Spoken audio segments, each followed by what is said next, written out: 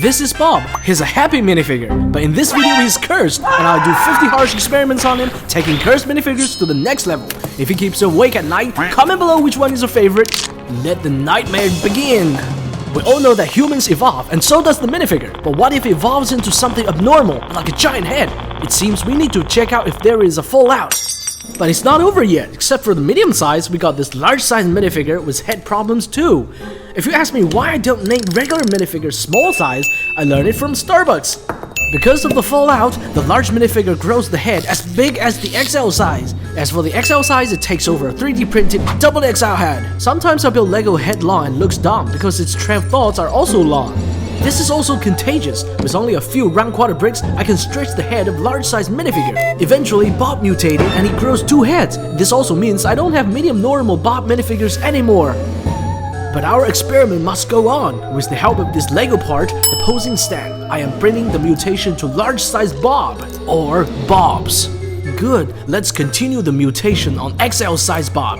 This time, we need a stronger support for the heads. Now Bob is ready for auditioning for Fallout 5. With long transparent bar, it can make the head floating, but with more posing stand, I separated Bob's heads and make one of them floating in the air. But things are getting cursed. Sitting on toilet is probably the most relaxing thing for lots of people, and so does this Bob. But another Bob is sneaking on him. The wall blocks the side, so he chooses to mutate to a long head. This is so creepy, but there is a better way. He could just choose the floating head and scare this Bob to his extreme. Is that a cactus? Wait until I put this on its top. No, it's a cursed minifigure, and only with its underpants. When Bob takes in too many calories, he will gain too much weight and become so wide. Bob becomes Boo. No, it's not a good name. Despite his weight, he can still sit, walk, or even do the splits. We all know Lego has short legs for minifigures, but what if we want long legs? Let me take off the regular legs of this large Bob and replace it with a nice pair of long legs. Without knees, he can barely walk or sit, and the legs are very fragile. Now it's time for some upgrades. I designed a set of motorized legs for him, and let's try it out. The transplant surgery requires delicate operation, and once it's done, the speed of Bob is highly upgraded. Watching him walk towards you is actually quite creepy. Just imagine him following you and never stopping. Done with the legs, let's do some experiments on the arms. Replacing longer arms make Bob looks like a gibbon. This is baby Bob, and switching their heads make both of them so cursed. And since Lego makes parts with identical shape of a head, I could replace Bob's head with a fish tank and place Bob's head on the skeleton. By the way, I also have half-dissected minifigures in 2 different scales, and they are actually very cool. Meanwhile, Bob decides to work out and his effort starts to pay off. Now he's a jacked minifigure. His muscles are so large that he could lift huge barbells, but I guess he skipped head days. Guess some of you may have seen this Giat minifigure made out of 4 round plates, but how about a larger one? Bob could even stand on those. Now Bob feels so happy losing one of his mutant heads, but he's yet to lose more.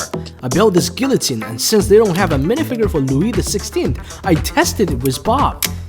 Nice and clean, but what if I wanted to try the larger Bob? Then we need a grande guillotine, large size and customized for Bob the Large. I even added a new feature, the neck lock. Hey, you feeling good? No, I guess I need some help. Bob has passed the experiment, and above the guillotine is the gibbon Bob. He looks weirdly relaxing. Now let's weigh the head of the large Bob minifigure. I made this balance pretty accurate, so all we need to do is place medium Bob heads on the other side. There are 21 of them. Well, seriously, some Legos are not for kids. I made a Bob brickheads, but unlike the other cute ones, he looks weird and still needs a mouth. I used a hot dog and put it on as the mouth. Now it looks weirder. This is a Lego voice amplifier. But when I put 2 bricks as the arms, it looks like a cursed minifigure. And when it amplifies more, its mouth grows larger. How to make 4 minifigures move synchronously? The answer is to attach their heads to the other one's butts. In this way, you can easily tell the little minifigure and make them move in line. There are 2 types of Lego gears, and I'm using them to create mutant Bobs. The gray one stays firmly on the axle, while the red one slides freely on it. Using this expansion contraction mechanism, I made a caterpillar machine and placed Bob's head at the top of it. Now let's see how this cursed worm minifigure moves. Slow as it goes, it's also very, very creepy. Do you know that LEGO has frog minifigures? They use it everywhere. What makes me surprised is this cherry blossom tree. The beautiful pink flowers are actually frogs of pink color. This is so cursed.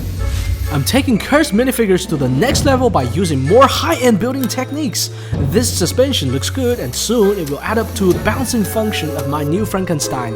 Let me place the XL size Bob head to the top of this machine and make it a frog mutant Bob. It actually bounces up from the ground, which is pretty hard for LEGO systems.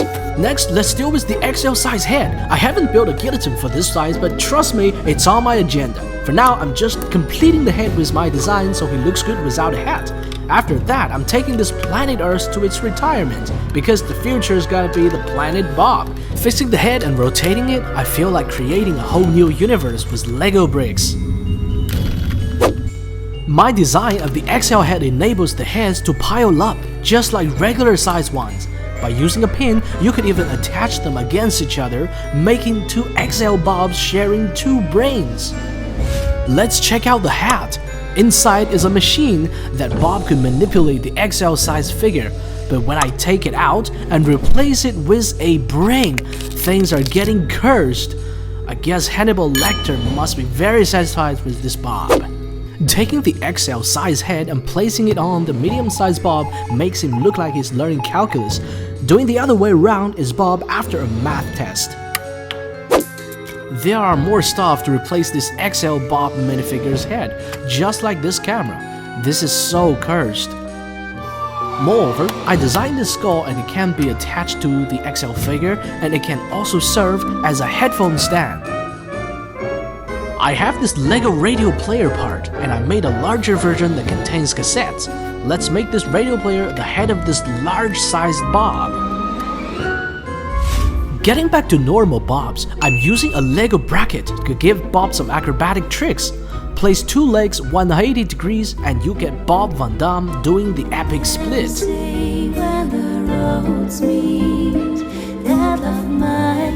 Making the legs at different angles gives you the signature kick of the Bruce Lee Bob.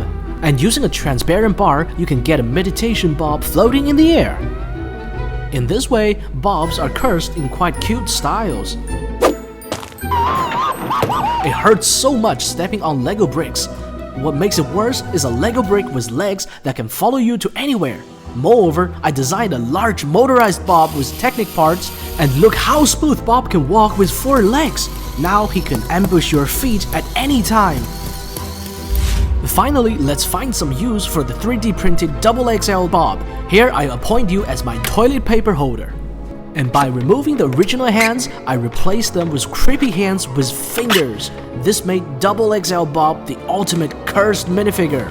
If you like my videos, don't forget to subscribe. Thanks for watching.